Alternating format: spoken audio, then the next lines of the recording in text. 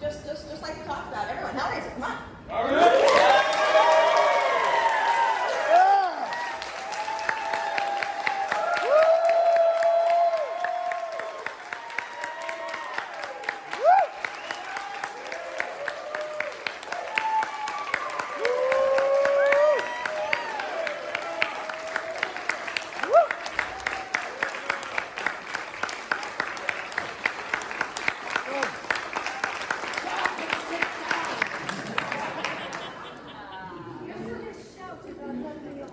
Start the camera. That's a bit previous, isn't it? Bit previous. Bit previous. Come in here with your fancy ways. Come on, mate.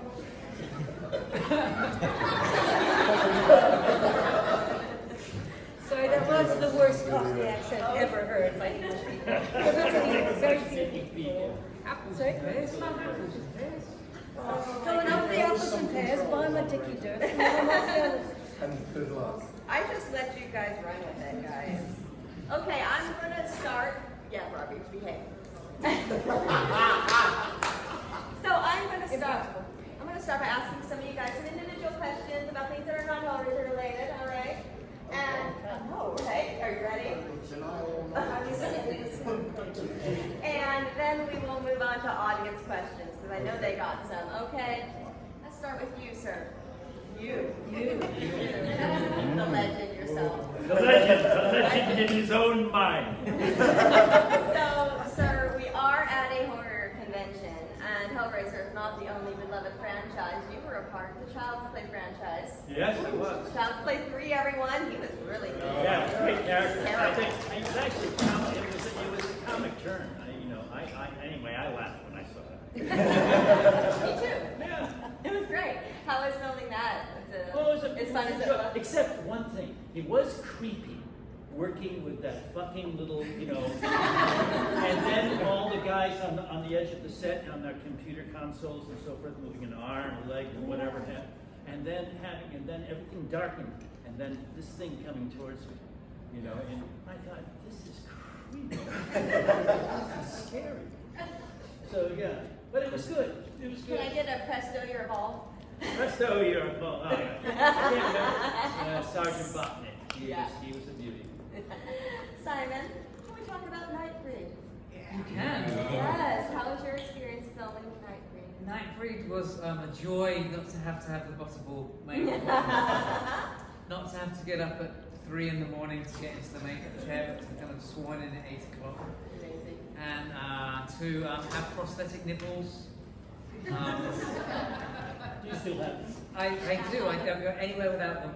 He's got a special little dish. I have a little box, and I do a special one-to-one. If anybody would like prosthetic nipples applying, just see me afterwards.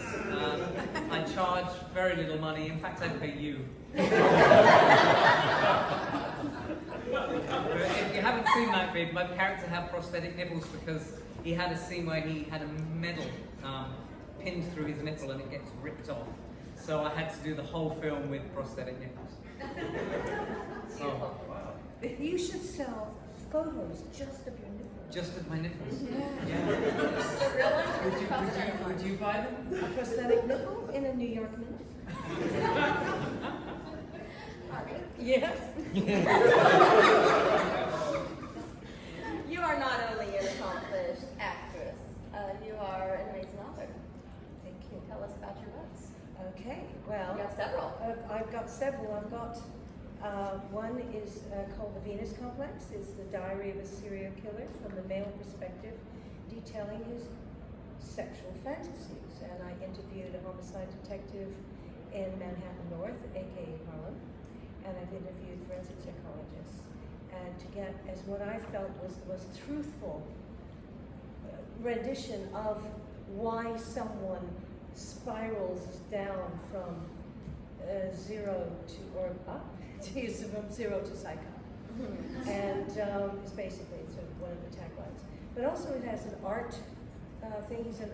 My serial killer is an art history professor at Syracuse University, which was my revenge against Syracuse University, which is where I went to school.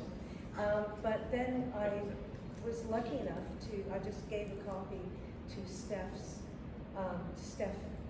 Doug's wife, because she is interested in serial killers, and they came and told me he had read the book to her while she was doing her beautiful art. And I said, I would have loved to have heard that, and he said, we must talk about that. And he's done a brilliant, masterful job of the audible? Is it audio book or audible? Well, I hope it's all. That was actually what I was going to ask you about with your Spine Chiller series of We'll audiobooks. get to that. Yeah. But Doug did a wonderful job, and one of the things, his smooth and venomous tones.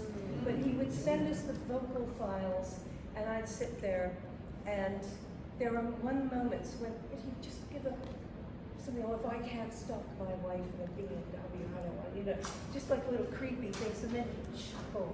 And it was so wonderful. And it was great working with Doug again after all these years. And the other things I've written, there are a bunch of horror stories, but the one that I just released is a collection of short horror stories involving a character that I created for an anthology called The Hellbound Hearts. And Nick is also featured in that. Neil Gaiman, other wonderful authors. And this was about a female Cenobite. Now, I couldn't be my female Cenobite because of Copyright. and stuff, movie rights. So I created a different one called Sister Celise, and they're currently with Clive's blessing, being in making a graphic novel out of that. But I have a collection of all 4 short horror stories involving her beginnings from a nun to a Cenobite, getting her own box together, and then because she's tired of playing second banana she starts a rebellion of female Cenobites. Yeah, so there's that. Those are the things I'm doing. And Also, where can we find these? on my desk. Or on Amazon. There's a Kindle. But on her desk, because you get it signed that way. Exactly. Right. Kindle. And she doesn't have to take a moment. Please buy my books. Now, I saw something on your credits I'm very curious about. I haven't seen it. Dark Days. Oh, Can you actually, talk? Yes, silent. Well, I only did one. Simon's done how many? Have you done Simon? 5. 5. I've done Yeah, 2. it's the one that Barbie and I did. 2. I've done 2. Barbie's done 2, Yeah. so I only did 1 with Simon, Barbie, and Ken Cranham Kane Cranham, and Ollie. Oliver Smith, Oliver Smith, Skinless And Frank. Stuart Conrad. and Stuart Conrad, who was the 16-year-old makeup runner during the making of Hellraiser. Very talented makeup artist, and wonderful than that. I love Stuart. Yes, we spent it was really interesting. I remember the most disturbing part of that particular experience was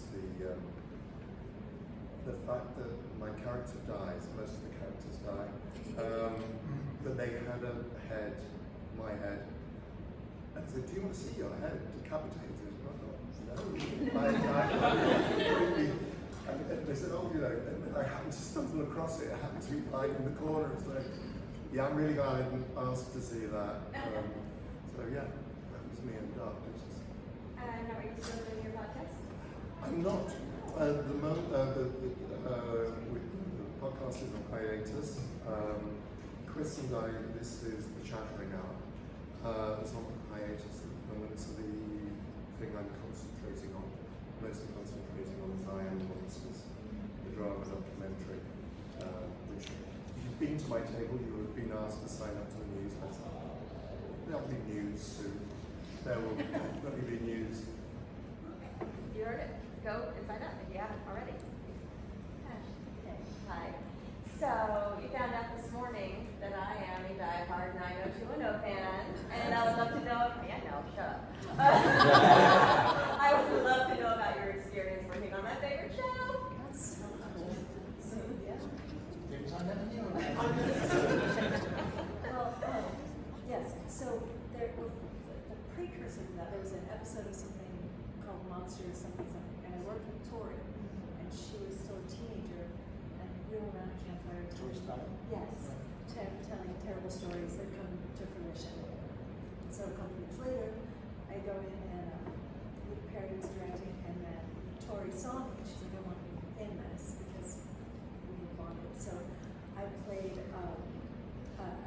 girl who had gone to school and terrible things had happened to her. She'd been arrested by the drama teacher, who then gave us all fobs with the happy, sad masks, because that's what, you know, we do because it's not noticeable at all. Give a fob to every victim.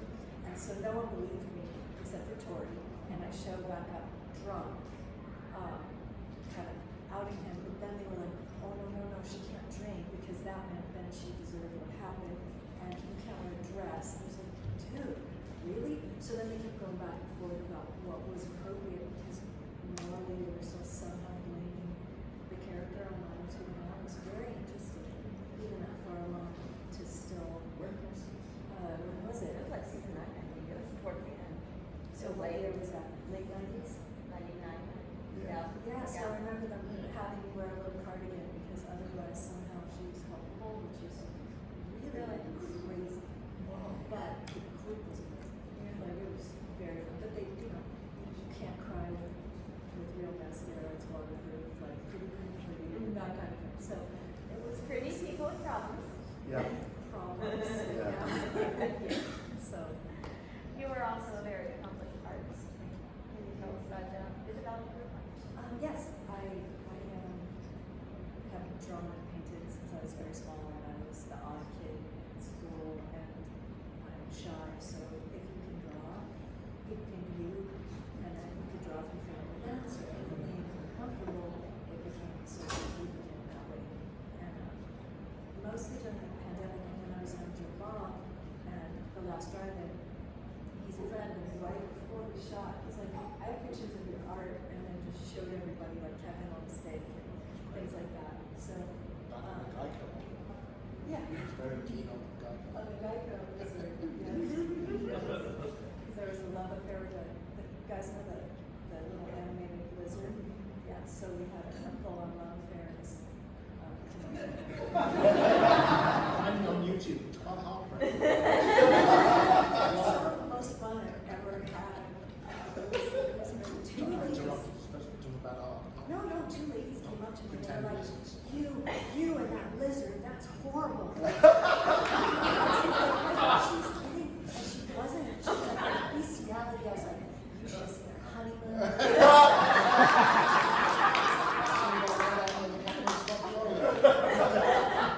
Actually, I don't know if you have it here, but in Chicago you had your art on your table. Do you have that? No, I was just showing on my phone. Oh, that's right. That's right. Because clients, publishers wanted to do a coffee table That's of my art. Really?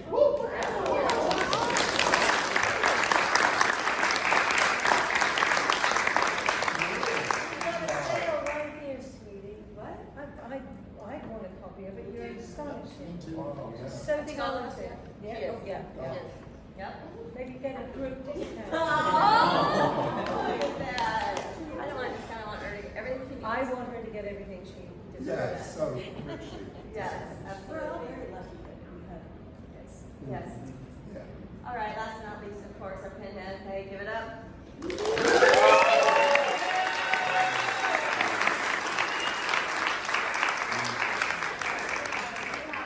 Beautiful voice. And listen. Thank you, Joel. Okay, Malcolm, let's go.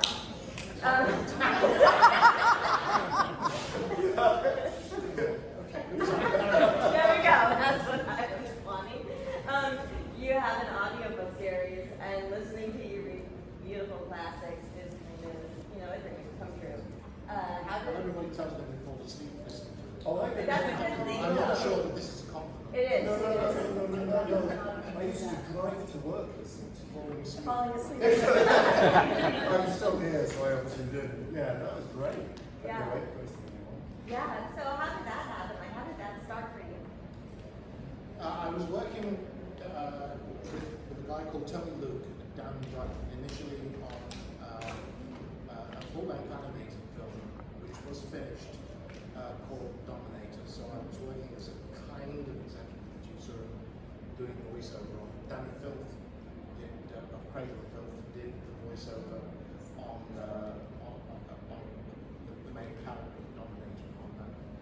Tony he's not with us anymore, unfortunately. Died far too young, but he was very talented.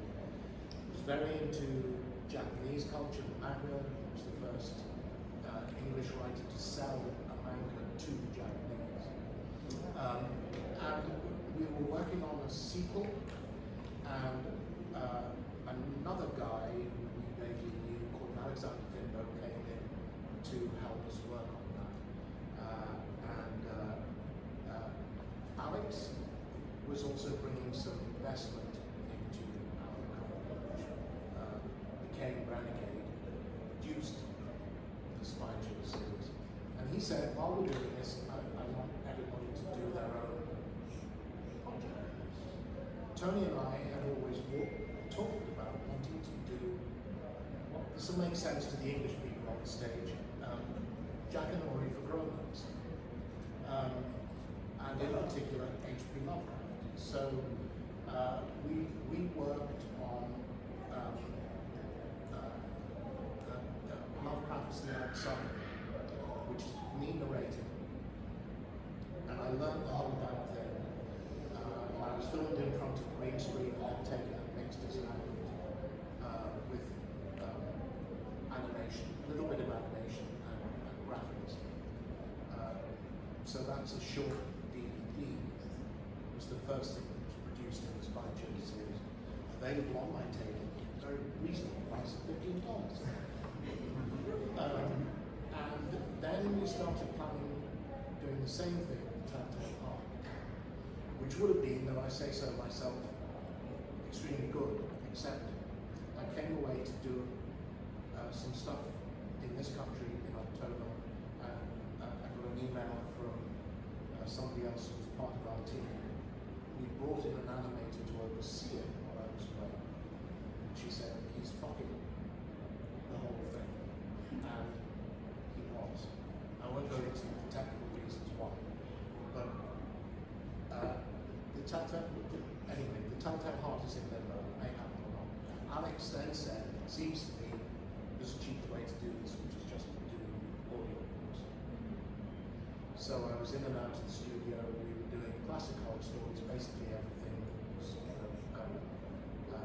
public domain. And it ran in the end to 13 volumes, all of which, and the box set, are available. And one of the proudest moments of my life was I was in, I think, Toronto or Montreal, I'm not sure, and Guillermo del Toro came to my table to tell me that he listened to Spy Chills with his daughter on the school run, and told me he thought they were remarkable. And I was kind of gasping gold. So that came to a natural conclusion, those 13 volumes. I sort of carried it forward onto my YouTube channel, where I continued to do that. That was kind of born in lockdown, inspired by Sir Pat Stew, who started reading Shakespeare's sonnets during lockdown, sonnet a day. And I thought,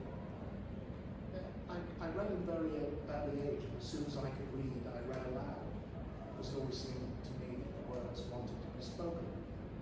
And so for all of my life, I've been considered slightly insane, because Steph finds me sitting and reading aloud all kinds of stuff, fiction, non-fiction, whatever. So I thought, well, this finally gives me a reason to sit in a chair and read aloud and get away with it, and nobody will think I'm crazy. So I started with Mary Shelley's Frankenstein as a serialization, and I've done lots more stories. If I wasn't such a lazy bastard, I would have done a lot more, and I still intend to. And I want to, the next serialization I want to do is Dr. Jekyll and Mr. Hyde. So that's my YouTube channel. Lots there to fall asleep to. It's a bedtime story. All right, do we have audience questions? Hey everybody. Stand up. I just want to talk about sex for a minute. Oh. When Hellraiser first came out, I was a very young, coming out gay man. When I was a teenager, I got like the kind of artwork I was attracted to. The first time I saw any Tom of Finland greeting cards or stuff like that, and things like that, I just honed in on that. And then when I saw Hellraiser, it just lit up a lot of my sexual awakening. Pinhead is in my opinion, and I think I'm right, is the sexiest monster that has ever been.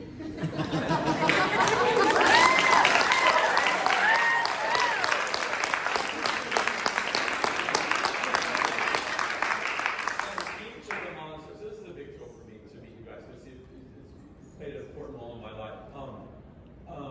All of the Cenobites were sexy.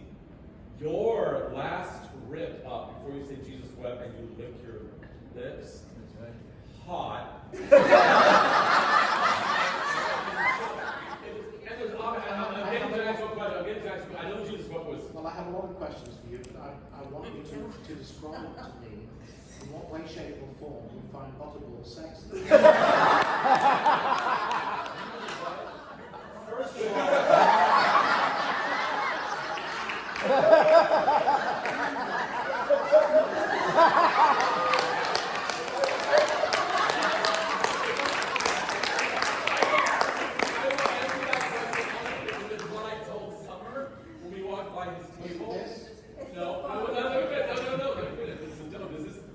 I told somebody yesterday we were walking by a table and I saw a picture of him. I saw a picture of him. You asked me a question, sir, and I'm like, I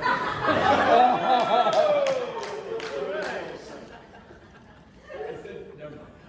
But I walked by a table and I looked at his picture and I said, oh, I never knew why Butterball was also sexy until I saw the picture. It was who was underneath and who was playing it.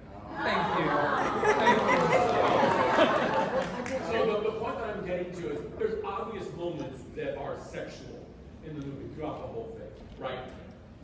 But there's this whole layer of sensuality, sexuality. It's pervasive through some of the most horrible, horrible moments. You know what I mean? So I just want to know, as an actor, I understand what you're thinking about, what you're doing, how that generated through your makeup and your costume. Some of you more severe than others. I told you last night, I said, she is gorgeous. I mean, Pinhead turns me on, but she is stunning, you know, everything about it. But it wasn't just the makeup, it was how you guys carried yourself and how you moved and your determination and your focus and your relentlessness.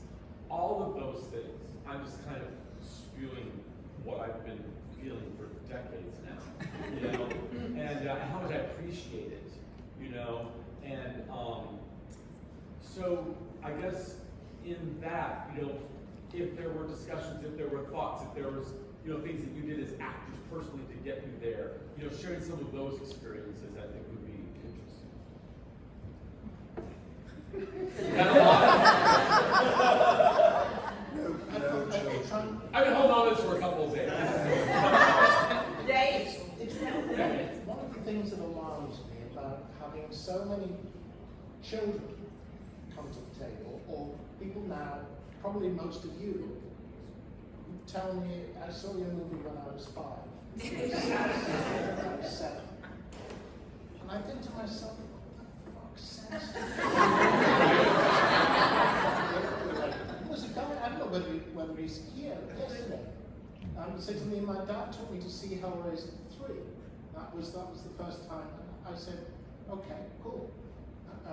What age were you? 3. I said, what? and anyway, so Hellraiser is transgressive from start to finish, but a lot of it is under the radar, I think. A lot of it is strange. Even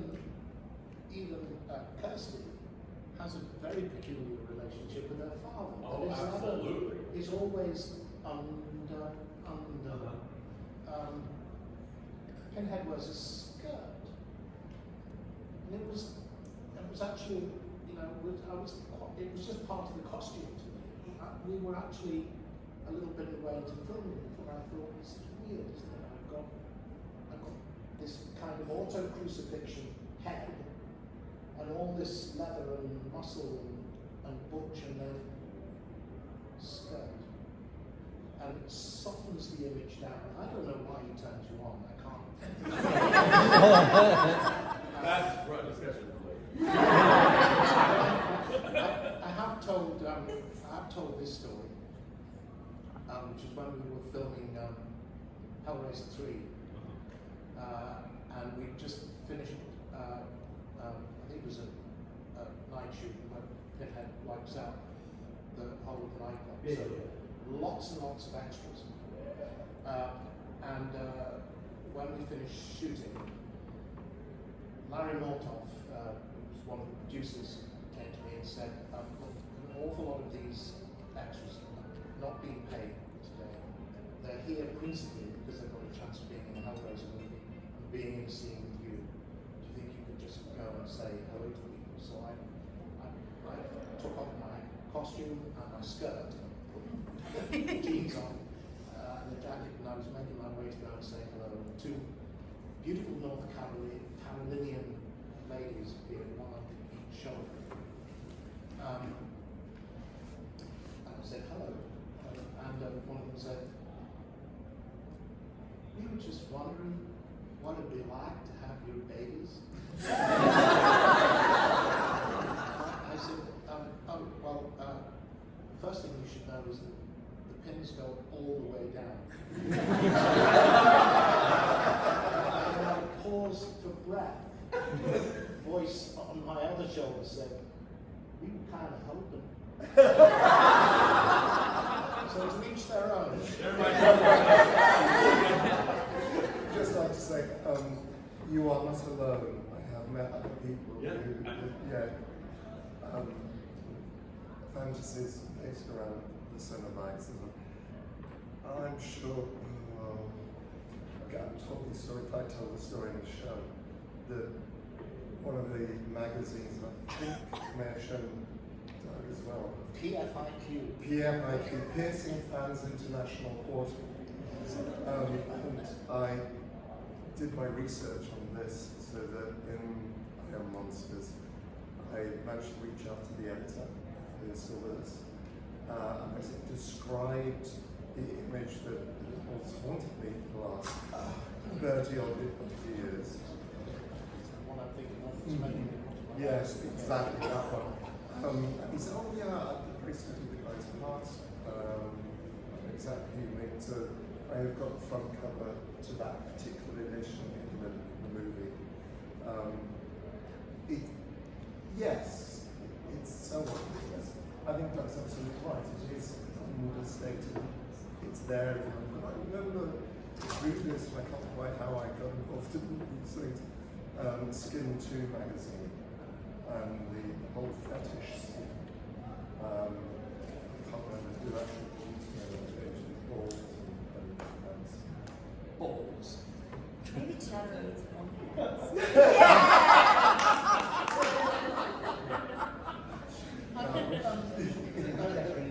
Body piercing was much less common Oh, gosh, than it is now. You know, safety pins and so forth in the body area. But the kind of body piercing that was being very prominently displayed on the Cenobites, it was not as common when we were talking shot in 86, released in 87, to what it is now. There was a different version in there. I was shown 2 versions of Clive's sketch, and the other one was very much more African tribal. The things and the scarring was less formal. But I looked at the 2 and I always knew which one Clive was going to come back to, and that was going to be the formal. I kind of have worked out why you would find Butterball erotic. Because before each take, they wanted him to look very sweaty. And these days they have a special effect stuff that they put on. But back then, my head was covered before each take in lube. They oiled them up. I was KY jelly. We all were darlings. We all were. Our costumes all day long were lovingly slathered with glycerin and KY jelly. And a little bit of Kensington gore as well. Exactly. Yes, We did. We had to dip Oh, our but- fingers into cups of blood Yeah. before we went on set. Yes, that's. That's one of the sensations I remember, was the cold blood just before you went on set. What was the consistency of it? What? Quite thick. Gloopy. Corn Really? syrup. Yeah, it's called Kensington Gore. Yes. Yeah. Well, it was probably Image Animation's own secret recipe. I remember I got which one of the various members of the Image Animation team I worked with who said if somebody cuts themselves in the workshop, you hear nobody say, call an ambulance, get a plaster. The response is always, I've cut myself. Quick, get a color match.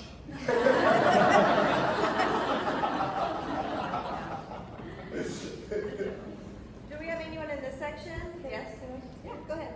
One thing, okay, I have a photograph of a female Cenobite that I sell on my desk. And for many years I sold it, and it was very popular. And then I noticed, I looked at it closer, and there on my vulva throat, I saw this, and it was the tip of China's tentacle. And so that photograph was taken just before my death. I'm already dead, so I'm going to be killed. But wasn't almost wants me.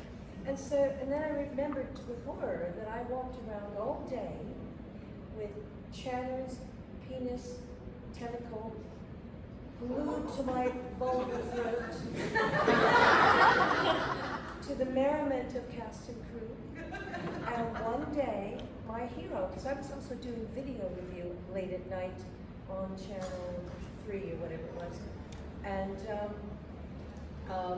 Barry Norman came to the set. He had hated the first film. He was Just to explain to Americans, Barry Norman, literally the BBC video.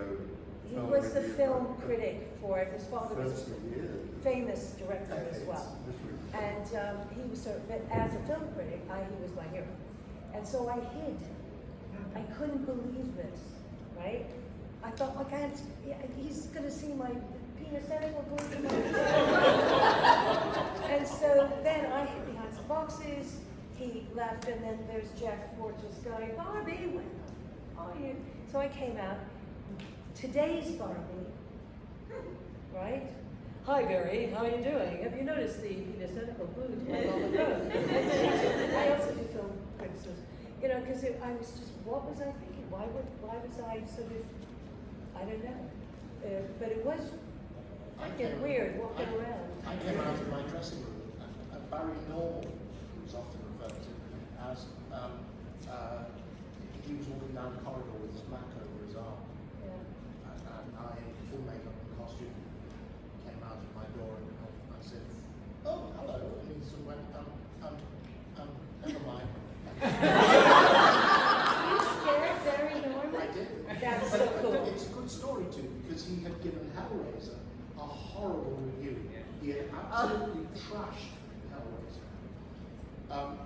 While we were shooting Hellbound at Pinewood, he was doing his own series about Hollywood, and he introduced each episode sitting on a set, on a soundstage, so that they were looking around for films currently shooting in the UK that they could use, and Hellbound was one that they wanted.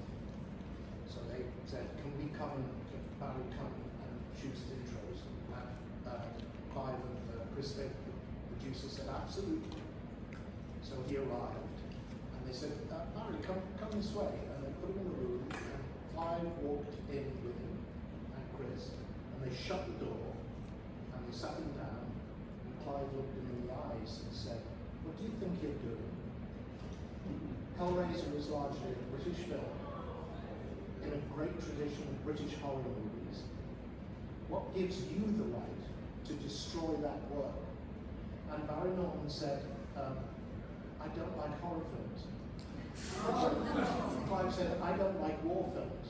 That's not true, by the way. He said, I don't like war films. I don't care for westerns. I don't like light romances. But I know a really good war film when I see one. Your preferences have got absolutely nothing to do with the quality of the film we were looking at. And so by the end of it, he was kind of oh boy, Thanks, yeah. review.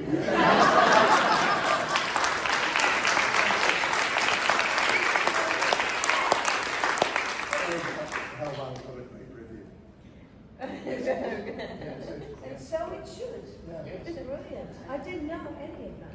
And His his review of Hellraiser 3 was the acting, proudly accepted, is largely good. Oh. Wow. Which was insulting to the other actors. But not to you. You have one right there? Yep, I kind of wanted to go back to what we were talking about a little bit with the costume and the makeup and design. I would love, I know we don't have tons of time, but if each of you could just mention something that stood out to you in that process, because I'm sure it was very lengthy, that would be awesome. You mean the application process? Yes, absolutely, yes. So putting on the makeup, the costume design. Well, no, you guys are the ones who Oh, no, no, no. You did it too, though. That was the word, at the end when I'm pulled apart. Yeah. Tell us about And it. then have to put on the skin, right. That was, I mean, the process of doing that pulling apart thing, where they had to give me a life mask, and then they had these little holes where they ripped and put chains and stuff. I mean, all of that. It was just the worst day of my life. It was fucking horrendous. The guys were really sweet. Yeah, no, exactly. But it was like one of the great moments ever. And one of the happiest moments I've had of acting is coming down the stairs and putting on poor Larry's skin and making sure everything is in place. That was wonderful. I loved it. You know what I loved? I always think of this. I knew exactly when you were Frank, even though it was you, because your eyes changed. And I don't know how the hell you Well, managed to do that. that may have been because they put brown contact lenses in. I'd like to say it was great acting. Like a chameleon where I can have blue eyes and then my eyes turn brown. How do you like that? No, sorry. It was the acting in your eyes. It was the way you looked at her so hungrily. Oh, It was right. that's not what's That's Daddy. the way I always looked at it. That's why people are, these stories came about Kirsty and her dad. What's going on between them, huh? It was when you were Frank, Dad. That's With, right. with Dad's skin. Dad, yes, of course. Confusing. Well, I just wanted to say I was a TV presenter at the time. I had enormous 80s red hair. I mean, with Claire, she was, it's like having a box of hair on your head. And then the first time I looked in the mirror, and I was bald, corpse fleshed, vulva throat thing with the, and I went, where's me? Where's me? I felt a bit freaked out. Where are my big shoulder pads? Claire's got them. And then I saw a breakthrough came, and I thought, actually, this is really powerful. What a powerful image. And it was, I guess, some people think it was beautiful in its own way. Who designed Set Device? And it was called Imagination.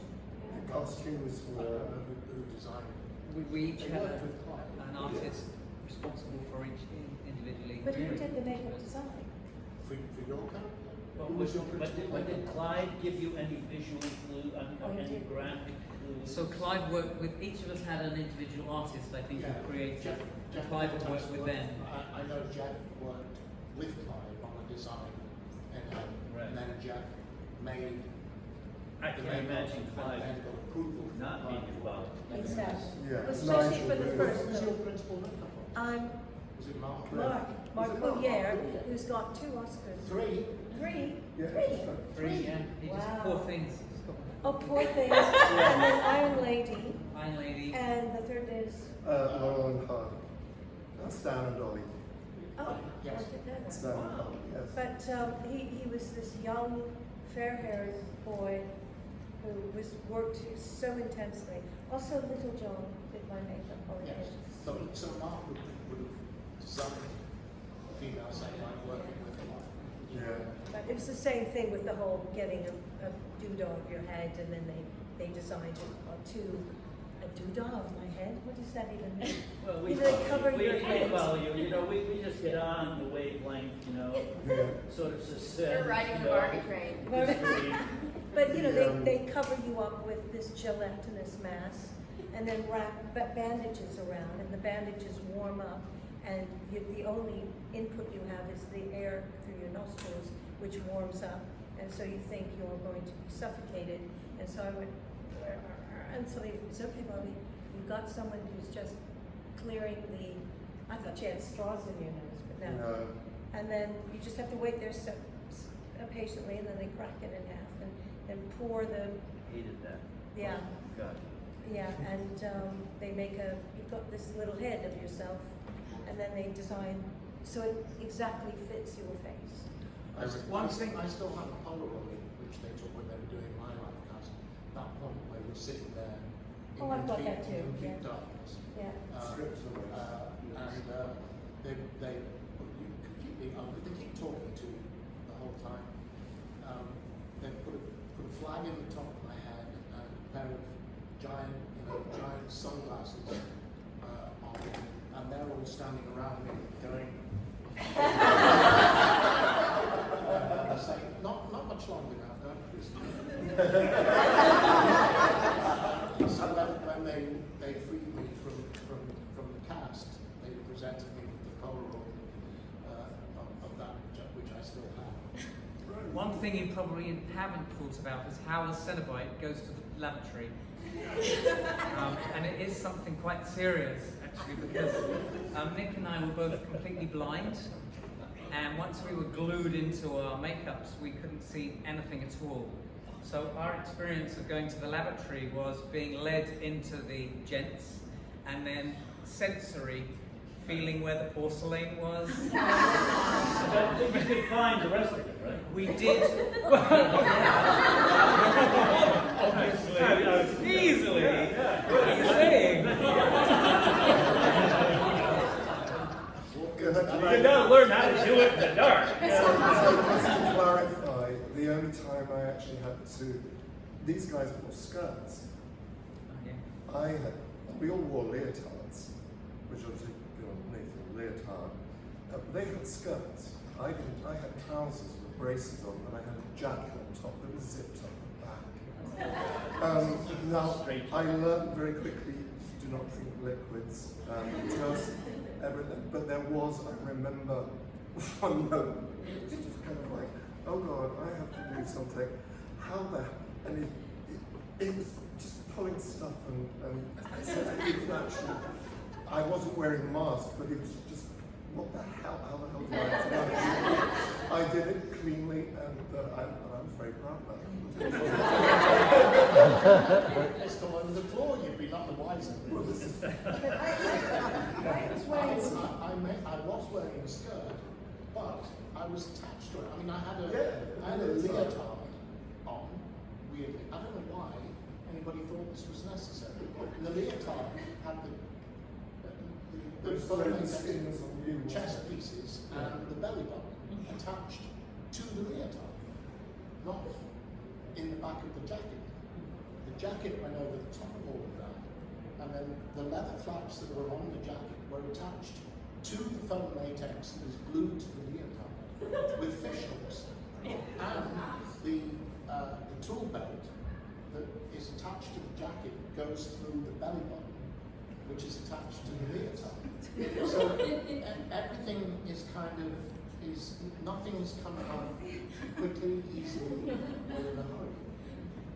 And having to, you know what that jacket is? Honestly, yeah, I remember What I was saying? Yeah. Trying to pick up handfuls of skirt and hold but it's so much easier for boys.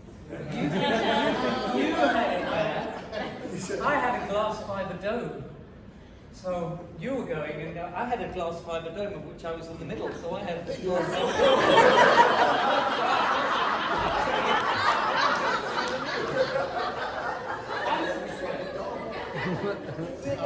Number twos were out of the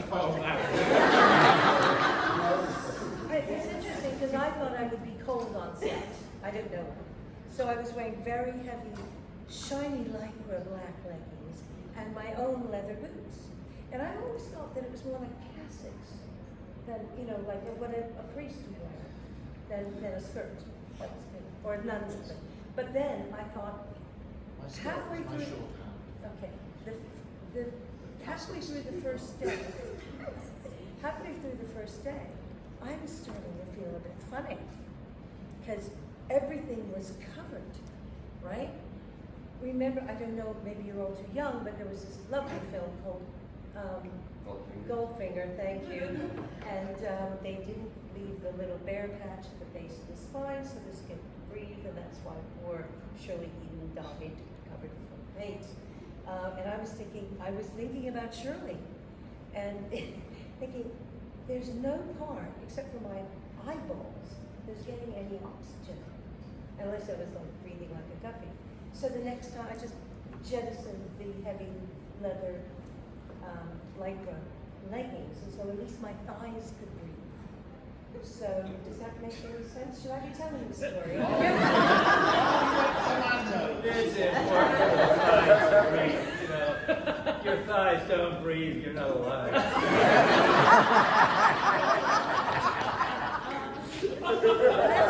Someone asked another question. Yes. Yeah. So I read Scarlet Gospel, and it blew my mind because you finally get to see just what the Hell Priest is truly capable of. And I guess I have two questions. The first one is, the entire time I'm reading this book, I'm picturing you and I'm hearing your voice. I'm wondering, first off, if you've read the book, would you buy it? And second off, if that ever got made into a movie, because it's incredible if you haven't read it, would you come back and do it? I have read it. I think it's brilliant. It's surprising. And the first level that it surprised me on was that, although obviously Hellraiser has a lot of talk about hell, Clive, it seemed to me, was always very, very careful never to define hell in relation to Christian theology. The devil is never mentioned. Satan is never mentioned. I always quote, and I always apologize to Mr. Milton because I will paraphrase horribly, but the preface to Paradise Lost, a work which I know is hugely influential on Clive and feeds into Hellraiser very much, along with Christopher Marlowe's Dr. Faustus. The mind is a place entire unto itself. And here's where I paraphrase it. And capable of making a heaven of hell and a hell of heaven. To that effect. And I always thought that was where we were in Hellraiser, in Hellbound. When you go looking for Daddy and you're told he is in his own hell, child, just as you are in yours. It always seemed to me to be, and I was very, I liked that we were playing in dark spaces in people's heads, not worrying about Christian theology. And then Clive drops up in the Gospels and blows that to fuck. It's Lucifer is in it, and it's theological on a cosmic scale. It's like we were here, now we're there. I mapped all that on the internet where Lucifer's armor. And then he dies in a very thorough kind of way. Yeah. I never allowed that. Sure. That was Absolutely. But the answer to the last part of your question is in a heartbeat. It'd probably be $100 million movie. That fight. It would have to be. I had a conversation with Clive, one of the conversations with Clive during the like 20 years or whatever that the talk about remakes went round and round and round. And it looked as though it was going to be kicking up again. Clive said, I said to Bob Weinstein, I'm up for this, we'll do it. And in my opinion, we would be insane not to use Doug. But he was in his early 30s when he wore the makeup for the first time. He's not anymore. And we shouldn't fight that. We should take advantage of it. We should make this an older Pinhead, a darker Pinhead, less in love with the glib one-liner.